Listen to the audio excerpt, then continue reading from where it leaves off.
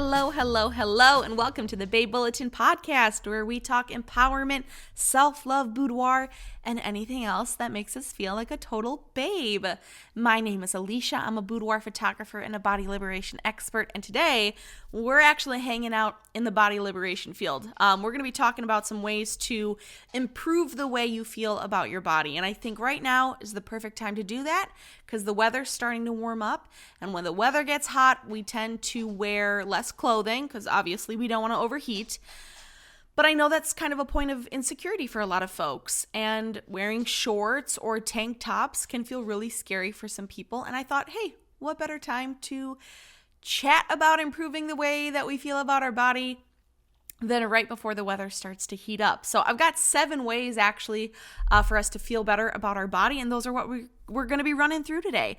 I know that insecurities are something I'm sure everyone listening is familiar with in some form or another. We certainly get caught up in comparing ourselves to unrealistic beauty standards, and we feel like we're not good enough. But you know what? Guess what? We're going to work on fighting against that feeling today. If you hear some click-clacks in the background, just know that my dog is visiting the studio today. So Bosco may be hanging out a bit, and you might hear his little tippy-tappies on the floor. But it was so hard to say no to him this morning, and I had to bring him with. If you saw the face that I saw, you would have brought him with as well. All right, so let's jump into the first maybe mindset shift that we should be working on as we try to improve the way that we feel about our body. And that's going to be remembering that every single human body is different. They're unique, right? You've probably heard the old cliche that no two snowflakes are alike. Human bodies are the same way. We're all a little bit different, and there's no one else that's exactly like you in the entire world, which is a pretty phenomenal thing if you really think about it. I mean, that's pretty cool. I certainly think that's something worth celebrating. You are so unique. There is no one else like you exactly. Out of all of the people who have ever existed, out of all of the people who will exist, that's really phenomenal. So let's keep that in the back of our brains when our inner critic shows up, and that voice certainly will. But I think we can start to fight against that inner critic by just remembering there's quite literally no one else like me. And that is pretty neat. So instead of comparing ourselves to other people, we got to remember that their journey, their body, that's theirs. That's what makes them unique. That's what makes them special. And honestly, the fact that they're different than me is pretty exciting and cool. And even though our bodies may be totally different, that doesn't inherently make one better or worse than the other. Someone's body doesn't make them morally superior to someone else. So let's keep that in the back of our brain as we work on shifting our mindset, all right? Now, I mentioned the inner critic, which leads me into point number 2. We have to challenge negative thoughts when they show up. Those negative thoughts, man, they can really take a huge toll on our self-esteem. So the next time that you catch yourself thinking something unkind about your body, like you have too much cellulite to be wearing those shorts, I want you to challenge that voice. Ask yourself if that thought is based in truth or if it's an unhelpful habit, right? Negative thinking can really turn habitual pretty quickly. So is that inner critic actually telling you the truth, or is that a habit that you've created? And instead of leaning into the negative thoughts, I want you to replace those and challenge those with some sort of neutral affirmation. And we're going to watch that mindset shift. I've talked about this before, how the neurons in our brain, like the pathways between them, will get stronger, based on thoughts and actions. So if you really want to feel better about your body, then we need to work on firing those neurons and building that pathway. And then the negative thoughts, those neurons, when those fire, that pathway between them will become weaker and weaker and weaker. There's some science behind this, guys. I'm not just talking out of my butt here. Like, there is some really cool science behind this. And if you want to feel better about your body, you have to challenge those negative thoughts when they show up. All right, my third tip. We got to limit social media comparisons. Social media seems to be the place where everybody has a perfect life or a perfect body. And it's really easy to put forth a narrative that you want other people to believe, even if it's not reality. Let's keep in mind that social media is a highlight reel. Okay? It's not truth all of the time. It's not the reality of the situation all of the time. So I think limiting time on social media platforms and unfollowing accounts that make us feel insecure about our bodies, even if those accounts are not doing it, intentionally or on purpose, it's your own mental block, you can still unfollow those accounts. I think following people who have bodies that look like yours is going to be key. Seek out the people who do feel confident in their bodies, or at least who feel neutral about their bodies, who are living their life to the best of their abilities in a body that looks like yours. Because if they're doing it, you can do it, right? When you were learning to ride a bike, someone had to show you how to do it. The same can be true for body image work. Find someone who's already doing it and watch what they're doing, and then do it yourself. And before you know it, you're going to be able to ride that bike, right? You're not hurting anyone's feelings by unfollowing accounts. It's your social media. You can cultivate it however you want. And I do recommend having days where you step away from it completely if it's something that you're on all of the time. I'm on social media all of the time. And it is something that I am working on moving away from. I don't want to be on it all of the time. So Sundays, for example, are my social media free day. I try not to be on my phone. I've kind of limited Sundays to being like for listening to audiobooks or podcasts, checking text messages, that kind of stuff. I've given myself permission to do on my phone, but I stay away from social media on Sundays as best as I can because I want to build up that habit. So who knows, maybe you can join me and we'll get off social media on Sundays altogether. All right, tip number 4. Let's practice some self-compassion, folks. All right, we got to be kind to ourselves. I say it at the end of every episode, but it's because I really do want that for you. Acknowledge that, hey, it's okay to have insecurities. Most of us do. And treat yourself with compassion. Remember that your worth is not defined by your appearance.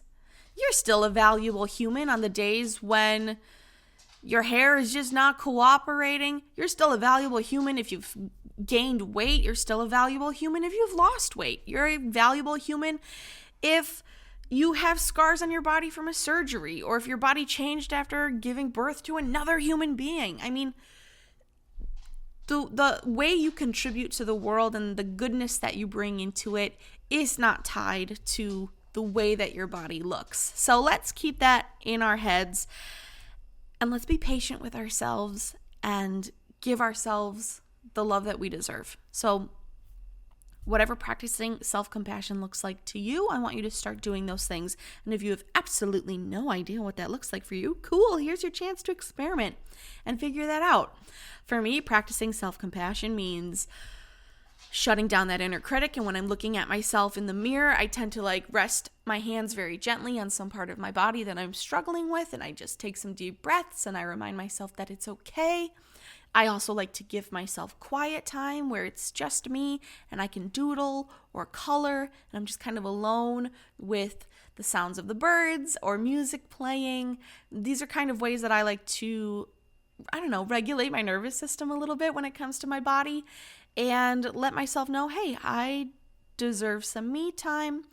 I deserve to be nice to myself, and my body is doing the best it can, even if I get very frustrated with it sometimes. So that's what I like to do. And I want you to think about what you can do to practice that self-compassion. All right, moving on to tip number 5.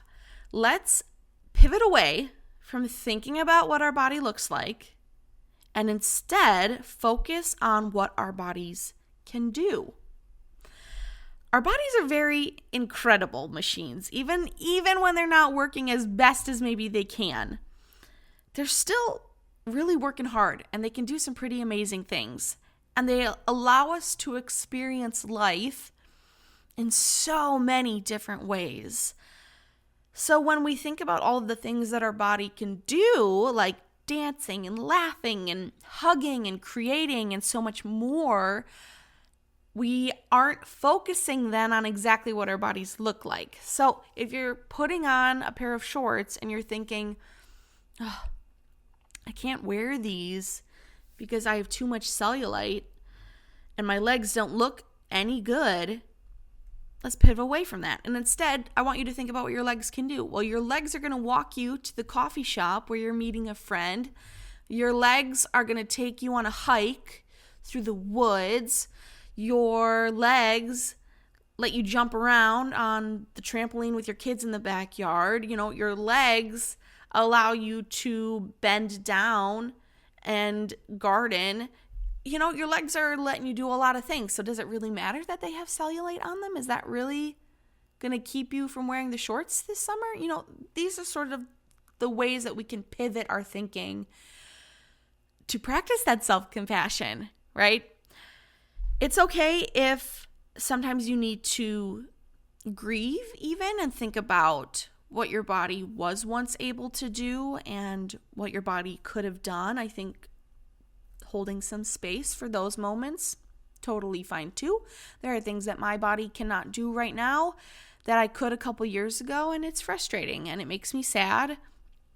And I think recognizing the moments when we feel sad about that is important as well. I mean, I know some of the listeners out there right now, you guys are dealing with chronic illness or some kind of disability. And I'm not saying you have to be 100% positive about your body all of the time, regardless if you have a chronic illness, regardless if you have some kind of disability. Like, the thought that we have to be 100% positive about our bodies all of the time, that is impossible. Nobody can do that.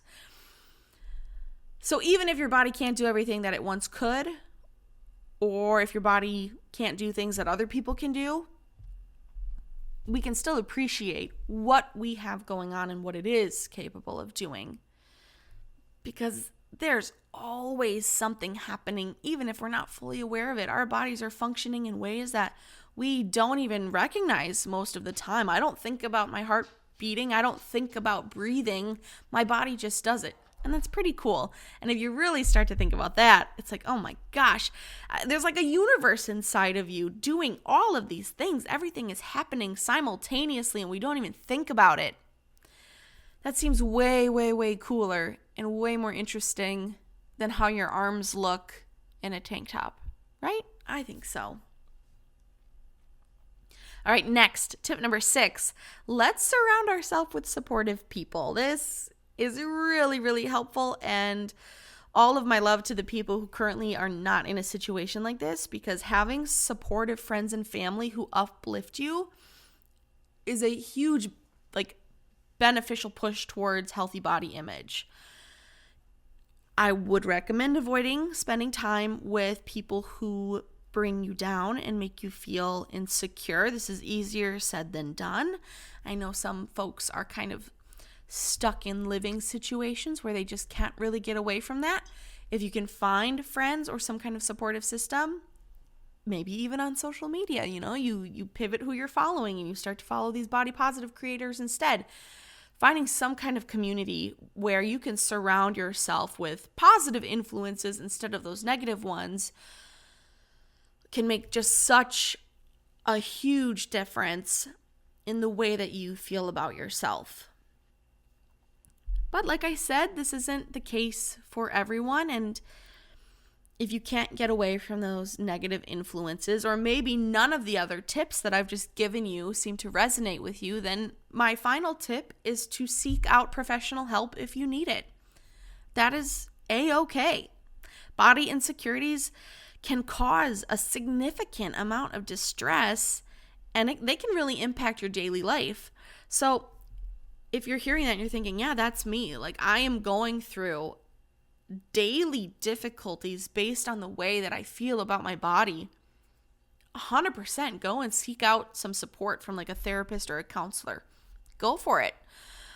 Talking about your feelings with a professional can be incredibly beneficial in building self-confidence and self-acceptance. They're going to help you reach insights that you just don't have right now. They can equip you with tools. They can create plans for you. I mean, they're there to help, right? And we just don't know what we don't know. So if nothing I mentioned today is hitting with you, go find some support. Find a therapist. Heck, I just had one on the other week. Go talk to the folks at Navigate Wellness here in Port Washington or Mequon. I mean, it's no big deal to find a therapist. It'd be no different than going to the doctor if you don't feel good. If your stomach hurts, you go see a doctor. Hey, if your body image hurts, go see a therapist. I feel like saying there's no shame in seeking therapy is almost a cliche at this point, but it's true. I mean, there really is no shame in it. And it's okay to go and find someone to help you out with that. So I'll leave you with this. I mean, remember, we're all human. And even those of us who've been working on our body confidence for a long time, we still get insecure about some things. But those insecurities don't define me, and they don't define you either. So let's just embrace the journey that we're on. We're headed towards self-love. Please know that it is entirely possible to build a better relationship with your body. You're worthy, right? You're beautiful. We all deserve love and happiness. And I'm excited that you're listening to this, which means you've already taken one step towards building that better relationship with your body. So boom, check that off your to-do list. You already are on your way, and that's pretty cool. Real quick, before we get to our babe of the week, there are a couple of ways that you can support the podcast and the studio. Giving this episode a like, super, super beneficial. Hitting subscribe wherever you listen to this, also very, very helpful. And if you could leave a rating or a review on whatever podcast provider of choice, that really helps us get new ear holes on this bad boy and spread the self-love around. So I would appreciate it and love you forever if you did that. If you want to support Buxom Boudoir, which is my photography studio, you can find information about that at buxomboudoir.com. I'm Buxom Boudoir on pretty much all social media. And you can check out the work that I'm doing with my photography clients there. All right, I have a very, very quick babe of the week for you. I'm shouting it out to Representative AOC for a quote that is kind of going viral on the internet right now, which is, "I will not yield to disrespectful men." This is my new mantra. I love it. I love her. I love that when she said this clip, she was speaking directly to her constituents, saying, "I work for you, my constituents." And I love that she will not give rude men the time of day. So let's all take a little bit of that with us and say, I will not yield to disrespectful men. Not doing that anymore. So shout out to her, and shout out to you guys for listening. Thank you so much for joining me. Have a beautiful rest of your day. And remember to be kind to your body. Bye.